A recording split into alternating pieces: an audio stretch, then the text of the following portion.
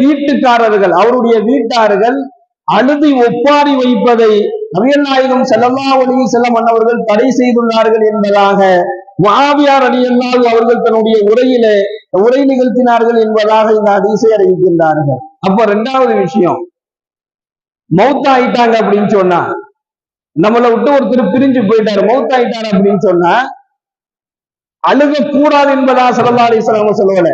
பெருமானாருடைய பேர குழந்தை வஃபாத் ஆயிட்டாங்க, சின்ன குழந்தை வஃபாத் ஆயிடுச்சு.